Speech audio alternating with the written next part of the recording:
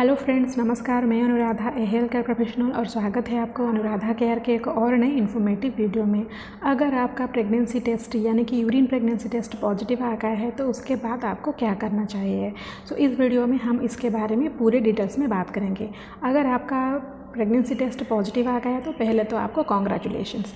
लेकिन अगर आपका प्रेगनेंसी टेस्ट पॉजिटिव आ गया है इसके बाद आपका जिम्मेदारी और सावधानियां बहुत ज़्यादा बढ़ जानी चाहिए। इसके बाद आपको क्या करना चाहिए, चलिए आप डिस्कस करते हैं। देखिए फ्रेंड्स, बहुत सारे महिलाएं ये गलती करते हैं कि प्रेगनेंसी टेस्ट पॉजिटिव आने के बाद वो 15 दिन, 20 दिन या फिर 1 महीने के बाद ही डॉक्टर से मिलते हैं। ये सबसे बड़ा गलती है आपका।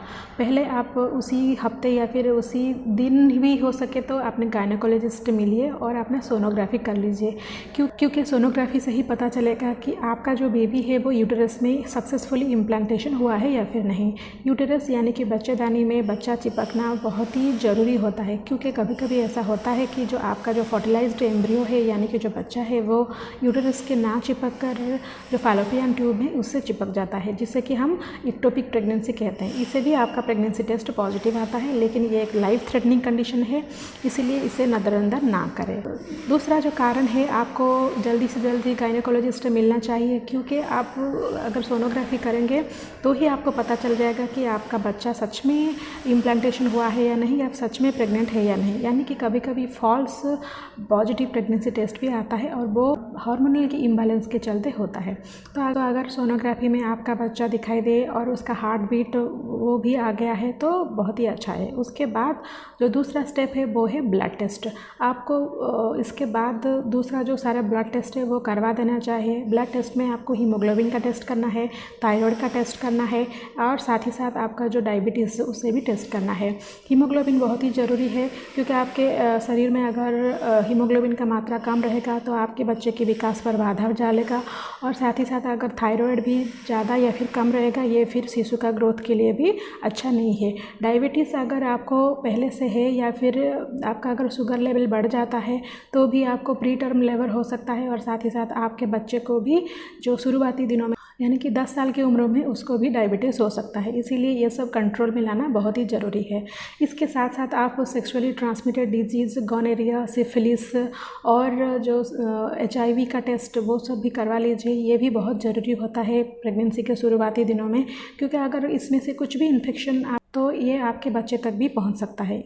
इसीलिए ये सब टेस्ट भी आप तुरंत करवा लेना चाहिए। तीसरा जो स्टेप है वो है आपका विटामिन्स सप्लीमेंट्स का टेस्ट करना। आपका विटामिन्स यानी कि जो विटामिन्स B है या फिर विटामिन्स D3 है उसका टेस्ट भी डॉक्टर आपको करने को बोल सकते हैं, क्योंकि अगर आपके शरीर में विटामिन B या फिर विटामिन D का कमी है, इसके चलते आपका शिशु का जो ग्रोथ है और जो मजबूती है यानी कि जो बोन का जो विकास है वो अच्छे से नहीं हो पाता है। अगर ये भी डेफिशिएंसी है तो आपके डॉक्टर आपको ये सब विटामिन चालू करने को बोल सकते हैं।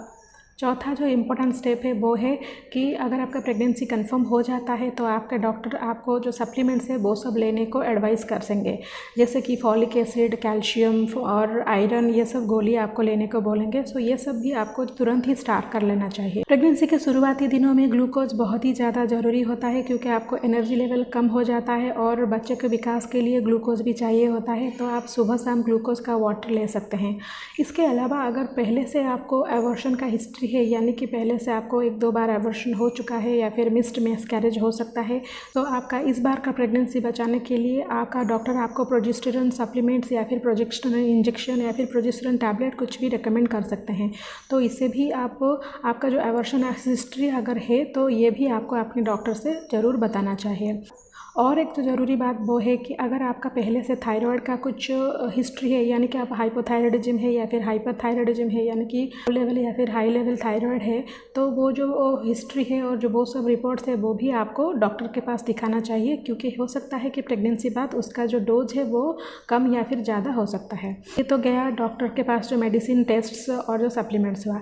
इसके साथ साथ आपको अपने लाइफस्टाइल में भी कुछ चेंजेस करना चाहिए। वो है, पहले बात ये है, अगर आप शराब पी रहे हैं हैं, तंबाकू जातीय कुछ चीज़ें ले रहे हैं या फिर स्मोकिंग कर रहे हैं या फिर चाय कॉफ़ी ज़्यादा पी रहे हैं तो इसको छोड़ देना चाहिए।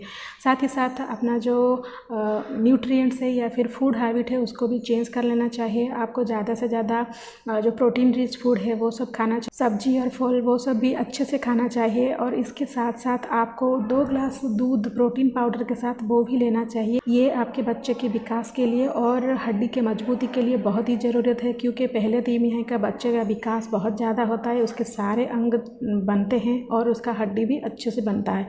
सो मिल्क लेना और साथ ही साथ जो ड्राई फ्रूट्स है जैसे कि बादाम, अखरोट, काजू, ये सब आपको लेना चाहिए। स्प्राउट्स भी आप थोड़ा बहुत ले सकते हैं। प्रोटीन रिच फूड ज़्यादा से ज़्यादा। इसके साथ साथ आपको हल्का फुल्का एक्सरसाइज भी कर लेना चाहिए। अगर आपका डॉक्टर आपको रिकमेंड करते हैं आपको पूरा बेड रेस्ट लेना चाहिए तो आप बेड रेस्ट ले सकते हैं, लेकिन अगर आपका प्रेगनेंसी बिल्कुल भी नॉर्मल है तो आपको जो हल्का फुल्का काम है वो बिल्कुल भी करना चाहिए। और साथ ही साथ वॉकिंग और हल्का फुल्का एक्सरसाइज, योगा वो भी करना चाहिए। अपने आप को खुश रखना चाहिए। बुक रीडिंग भी कर देना चाहिए।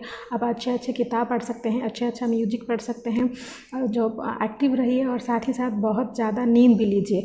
ये सब करने से आपका बच्चे का मानसिक विकास भी होते रहेगा और बच्चे का IQ लेवल भी बढ़ता जाएगा। सो मैं उम्मीद करती हूँ ये वीडियो आपको ज़रूर मदद करेगा कि अगर आपका प्रेगनेंसी टेस्ट पॉजिटिव आता है तो उसके तुरंत बाद क्या करना है। सो अगर आपके मन में फिर भी कुछ डाउट है तो मुझे कमेंट सेक्शन में ज़रूर लिखिए। मैं ज़रूर आपका क्वेश्चन का आंसर दूंगी और एक नए इन्फॉर्मेटिव वीडियो के साथ फिर मिलती हूँ। तब तक के लिए stay healthy and stay happy.